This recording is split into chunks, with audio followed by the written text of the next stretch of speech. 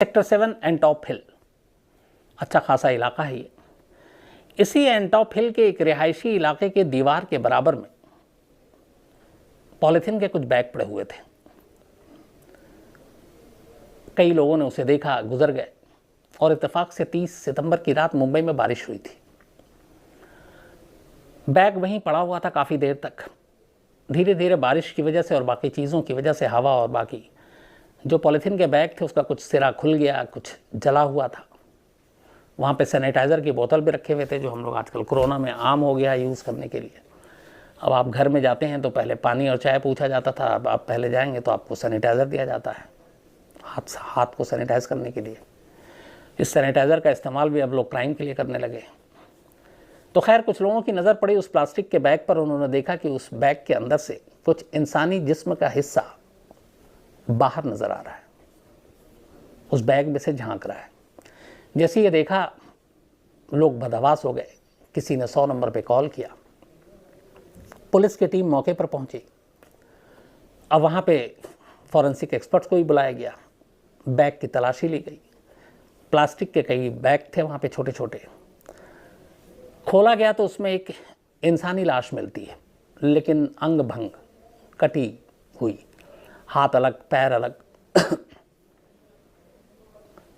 लेकिन सबसे अजीब बात यह थी कि उस लाश का सरगा यानी चेहरा था ही नहीं, और लाश के पास ही सैनिटाइज़र थी। लाश और पॉलिथीन को देख के लग रहा था कि जो भी कातिल है उसने उस बैग में लाश के टुकड़े रखकर उसको जलाने की कोशिश की थी। कुछ जल भी गया, लेकिन शायद उसके बाद बारिश हुई और उसकी वजह से आग बुझ गई और लाश अधजली रह गई। तो बिना चेहरे के लाश को पहचानना था। और सबसे हैरानी की बात यह थी कि जिस जगह पे ये लाश मिली, सायन डिवीज़न जो मुंबई में है उसके एसीपी का दफ्तर है, असिस्टेंट कमिश्नर ऑफ पुलिस। और उस दफ्तर से इस मौका वारदात की, यानी कि जहाँ पे भी ये लाश पड़ी हुई थी पॉलिथीन में, कुछ कदम की दूरी पर यह जगह थी। अब एक एसीपी का दफ्तर, एक पुलिस वाले का दफ्तर, और उससे कुछ कदम की दूरी पर कोई कातिल यूं बैग में लाश फेंक जाए, इसका मतलब है कि शायद या तो वो पुलिस से डरता नहीं है, या पुलिस को चुनौती देना चाहता है, या फिर वो पुलिस के कामकाज से बखूबी वाकिफ़ है, या फिर वो खुद पुलिस के अंदर में है और पुलिस को बहुत गहराई से जानता है। लेकिन ये बात खुद पुलिस के लिए परेशान करने वाली थी कि कोई कातिल आमतौर पर कत्ल करने के बाद लाश को इधर उधर कहीं ठिकाने लगाता है, लोगों से बचता है, पुलिस से बचता है। यहाँ कत्ल करने के बाद कातिल को कोई और जगह नहीं मिली, बल्कि वो एसीपी के दफ्तर के बाहर ही लाश को फेंक कर जा रहा है, और उसे इस बात का डर भी नहीं है कि पुलिस वाले देख लेंगे, आसपास ही हैं। पुलिस को लगा कि ये कोई क्रिमिनल जो भी है ये एक तरह से चैलेंज कर रहा हमें। खैर, पुलिस को जांच आगे बढ़ानी थी, चेहरा था नहीं। सबसे पहले ज़रूरी था कि लाश की शिनाख्त हो सके कि मरने वाला कौन है, ताकि उसके आगे फिर कार्रवाई शुरू हो। लेकिन आसपास के थानों में पता किया गया कोई मिसिंग या गुमशुदगी की रिपोर्ट है नहीं। आमतौर पर जब भी कोई इस तरह की लाश मिलती है जिसकी शिनाख्त नहीं हो पाती, तो पुलिस के काम करने का तरीका यही है, इन्वेस्टिगेशन का भी बेसिक, कि आप पता करो कि कोई ऐसी मिसिंग या गुमशुदगी की रिपोर्ट है, ताकि है तो उससे इसको मैच करा सकें, और फिर मैच कर जाए तो आधा काम हो गया, क्योंकि मरने वाले की तो शिनाख्त हो गई, अब मारने वाले को पकड़ा जाए।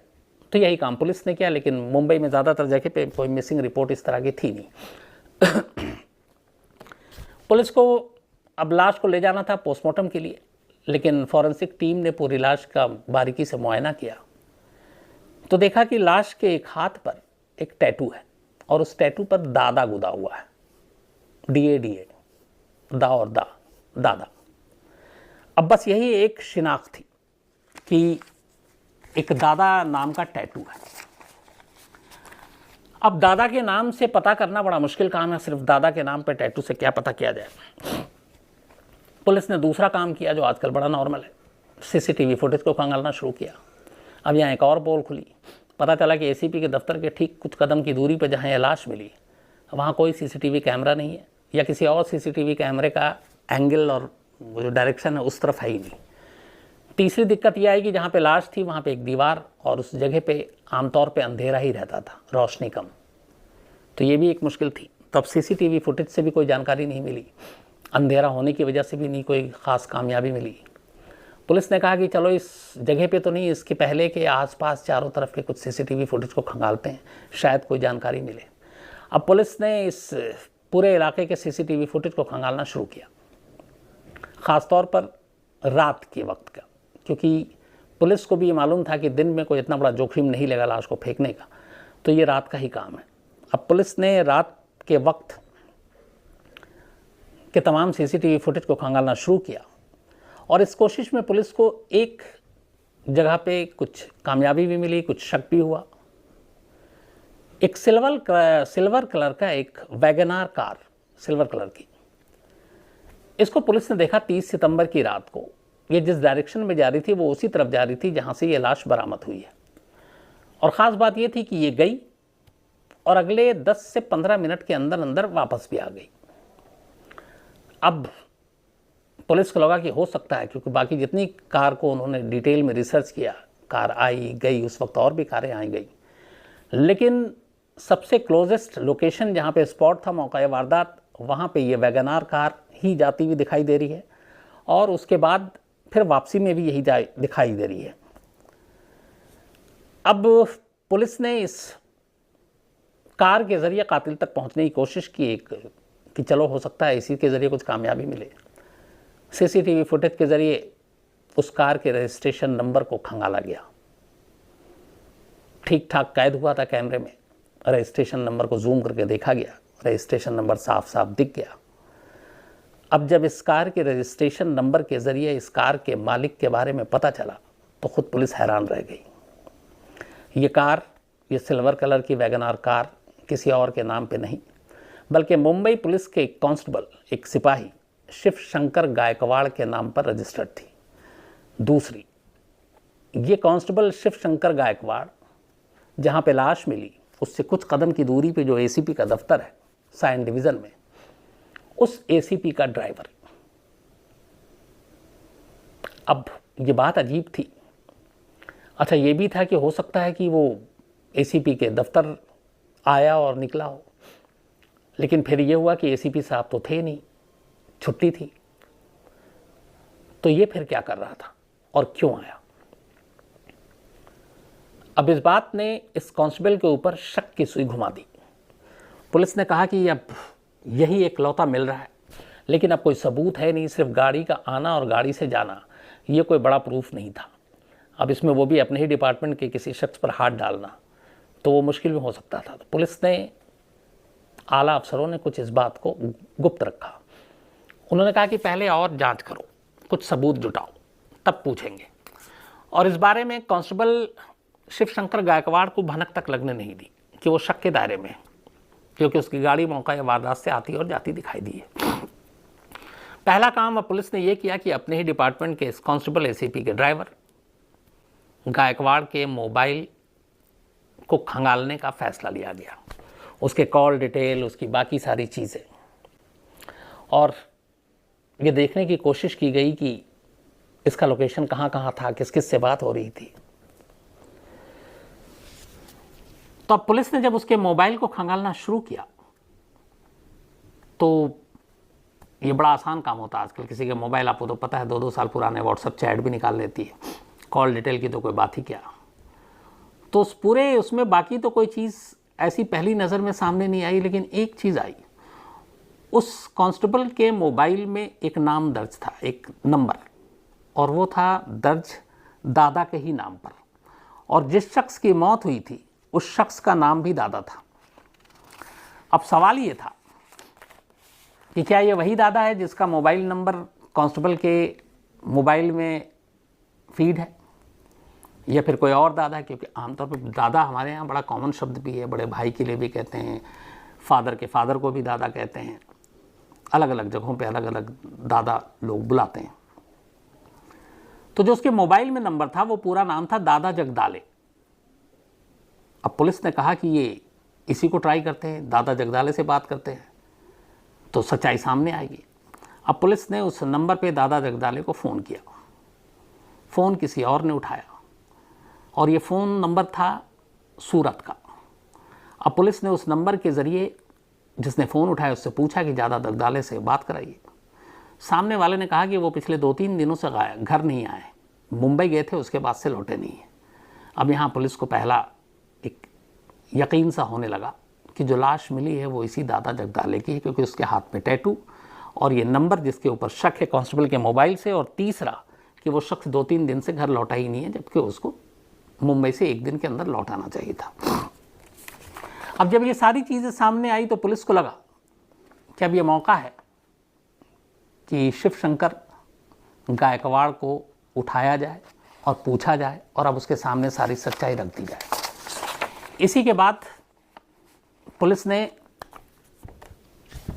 शिवशंकर को उठाने का फैसला किया।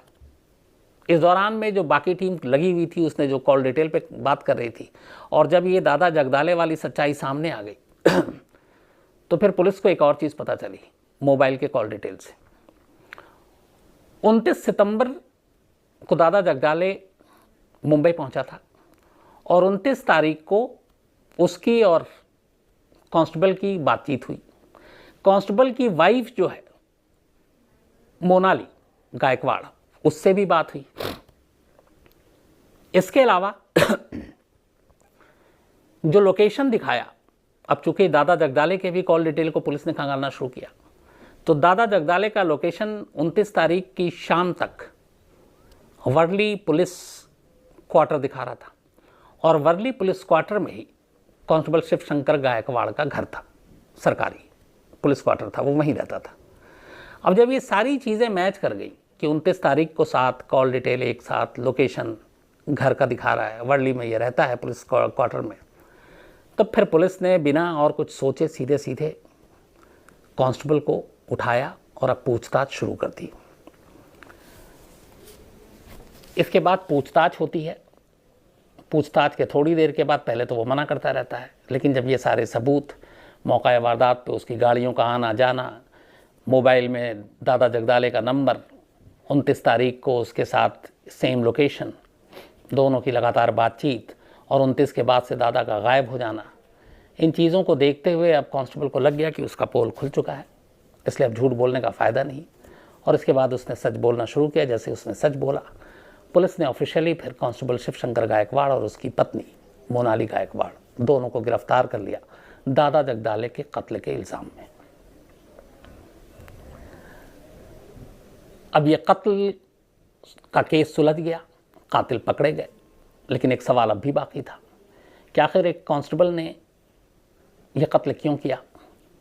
दादा जगदाले कौन था? कत्ल करने के बाद लाश को लाकर एसीपी के दफ्तर के सामने ही क्यों फेंका? और इस कत्ल से उसकी पत्नी का क्या रिश्ता? तो फिर जो पूरी कहानी सामने आई वो ये थी कि कांस्टेबल शिवशंकर गायकवाड़ की शादी मोनाली गायकवाड़ से हुई थी। मोनाली सूरत की रहने वाली थी। सूरत का ही रहने वाला दादा जगदाले था, जो एक बिजनेसमैन था, छोटा मोटा कारोबार करता था। दादा जगदाले और मोनाली ये दोनों बचपन के दोस्त थे, एक ही कॉलोनी में रहते थे, साथ पले बढ़े। इसके बाद मोनाली की शादी शिवशंकर से हो गई। शादी के बाद वो मुंबई आ गई, लेकिन दोनों फ़ोन पे अक्सर बातचीत करते थे, बचपन की दोस्ती थी, और ये बात शिवशंकर गायकवाड़ को भी मालूम थी। कई बार मोनाली उससे घंटों बात करती, इसको लेकर शिवशंकर नाराज़ भी होता, फिर लगता कि बचपन के दोस्त हैं। लेकिन उसने बताया कि एक बार उसने अपनी पत्नी के मोबाइल को देखा और उसके व्हाट्सएप चैट को देखा। उस चैट को देखने के बाद और पढ़ने के बाद ये उसे यकीन हो गया कि दादा जगदाले और मोनाली का रिश्ता सिर्फ दोस्ती का रिश्ता नहीं है, बल्कि इससे आगे का है। और इसी चीज़ ने उसे गुस्सा दिलाया।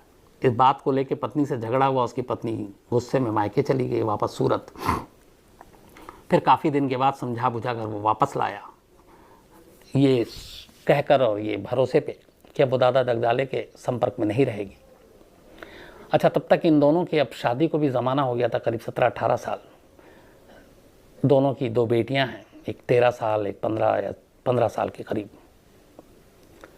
लेकिन बाद में फिर मोनाली की बात दादा जगदाले से होने लगी, और इस चीज़ का एहसास अब कांस्टेबल को हो चुका था। वो अपनी बीवी की जासूसी करता था, और फिर उसने तय किया कि इस रिश्ते को ख़त्म करने का एक ही उपाय है, और वो है दादा जगदाले का कत्ल। इसी के बाद पूरी प्लानिंग के साथ उसने 29 सितंबर को दादा को अपने घर बुलाया कि आओ। दादा जगदाले घर आया। घर आने के बाद दोनों इसी क्वार्टर में थे। फिर शाम का मौका मिला, इन्होंने दोपहर को खाना खाया, बल्कि दादा जगदाले को लेने स्टेशन तक ये खुद गया था अपनी गाड़ी में, इसी गाड़ी में, वैगनार में। घर लेकर आया, दोनों ने खाना खाया और उसके बाद शाम को मौका देखते ही शिवशंकर गायकवाड़ ने फिर उसके सामने सारी बात उगल दी कि मैं जानता हूं कि तुम्हारा मेरी पत्नी के साथ संबंध है और इसीलिए मैंने तुम्हें यहाँ बुलाया। इसके बाद, इससे पहले कि दादा जगदाले को समझ पाता, पहले से ही तैयार एक बड़े से चाकू से उसने दादा जगदाले पर हमला कर दिया। वो चीखा, चीख सुनकर उसकी पत्नी मोनाली दूसरे कमरे से इस कमरे में आई। दोनों बेटियां तब बाहर गई हुई थीं। उसने खून से लथपथ दादा जगदाले को ज़मीन पर पड़ा देखा। ये देखकर मोनाली बेहोश हो गई उसी कमरे में। उसने मोनाली को उठाकर दूसरे कमरे में बेड पर रखा। फिर उसके बाद आकर ताबड़तोड़ जितने वार कर सकता था उसने किया। दादा जगदाले की मौत हो गई। थोड़ी देर के बाद जब मोनाली को होश आया, वो कमरे में आई। इसके बाद फिर उसने अपने पति का साथ दिया लाश को ठिकाने लगाने में। दोनों ने मिलकर लाश के टुकड़े किए, हाथ अलग काटे, पैर अलग काटे, सर को धड़ से अलग किया, पॉलीथीन के बैग में रखा और इसके बाद गाड़ी में रखा उन पॉलीथीन के जो उसमें अंदर लाश थी, और फिर निकल पड़े मुंबई की सड़कों पर। 29 और 30 सितंबर की रात अलग अलग जगहों पर कुछ लाश के टुकड़े फेंके, सर कहीं और फेंका, धड़ कहीं और फेंका, और इसके बाद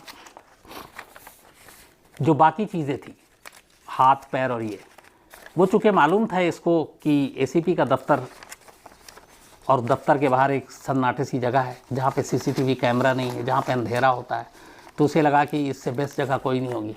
और इसीलिए चूँकि वो खुद पुलिस महकमे में था और उसी दफ्तर में काम करता था, उसके चंद कदम की दूरी पे था, तो ले जाकर उसने बाकी के टुकड़े उसी एसीपी के ऑफिस के जाकर बाहर फेंक दिए। बाद में उसकी निशानदेही पर मान खुर्द इलाके से सर और चेहरा मकतूल का, यानी दादा जगदाले का, पुलिस ने बरामद कर लिया। और इस तरीके से एक कत्ल की पहेली सुलझ गई, कत्ल की वजह पुलिस के सामने आ गई। तो ये थी कहानी मुंबई के एक सिपाही की